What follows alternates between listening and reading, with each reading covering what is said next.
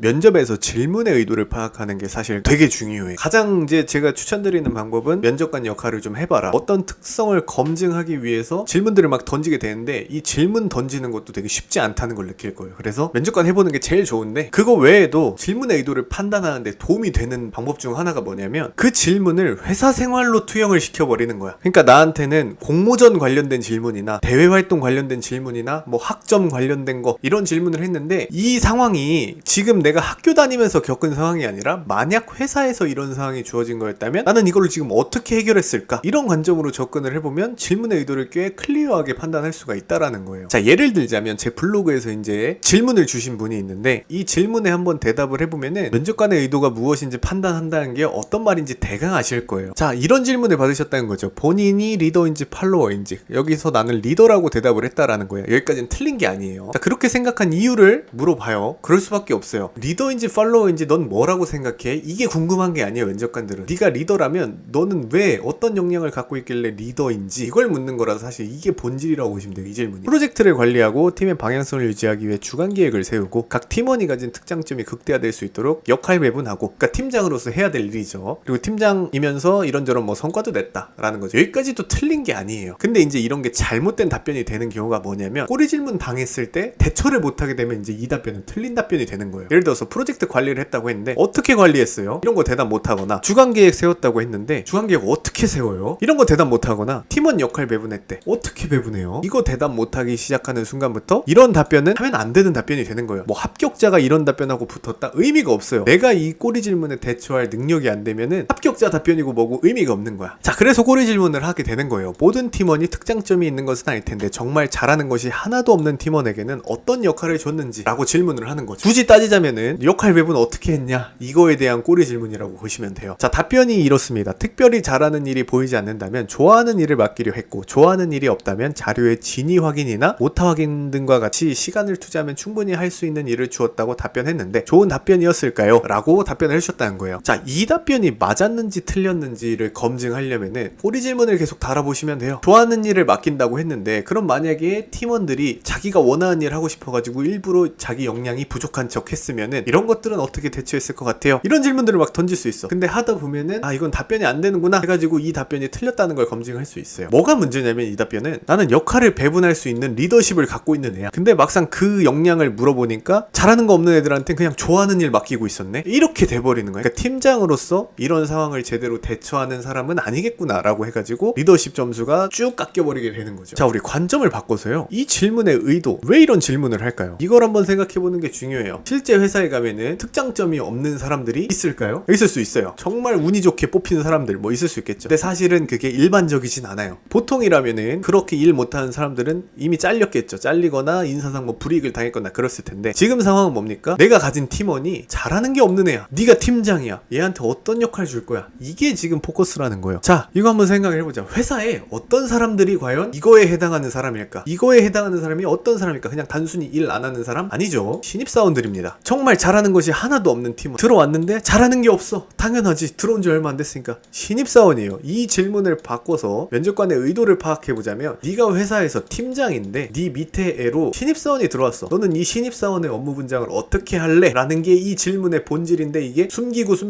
들어와서 이런 식으로 나온 거예요. 그럼 이거에 답변을 어떻게 해야 됩니까? 간단합니다. 신입사원이 회사에서 어떤 일을 합니까? 이걸 뉘앙스로 답변을 하시면 돼요. 아주 기초적인 일을 합니다. 일을 배워가는 입장에서 시작하는 정말 기초적인 일을 하고요. 그 다음 뭘 합니까? 서포트 업무를 합니다. 혼자 온전히 그 업무를 맡을 역량이 안 되니까 옆에서 보조하는 업무를 해요. 자, 근데 이 질문으로 미루어 보건대 특장점이 있는 게 아니야. 잘하는 게 정말 하나도 없는 팀원이야. 이렇다면은 기초적인 업무를 할 수 있는 능력이 안 된다라고 전제를 할 수 있고, 뭐 이거는 상황에 따라서 사실 뭐 야부리만 잘 털면 상관없습니다. 이 경우에는 그럼 어떤 업무를 해야 됩니까? 서포트를 해야 돼요. 바꿔 설명하면은 특별히 잘하는 일이 보이지 않는 사람에게는 좋아하는 일을 맡기는 것이 아니라 서포트 업무를 맡겨야 되는 거예요. 그렇기 때문에 이 답변은 이 서포트 업무를 하면서 다른 동료들을 도와주고 업무에 대한 내 지식도 높이고, 그래서 일정 수준 이상 올라오면은 이 기본적인 일도 할 수 있을 정도의 역량을 만들기 위해서 팀장이라면은 이 신입사원 같은 나의 동료에게 서포트 업무를 맡겼어야 됐습니다.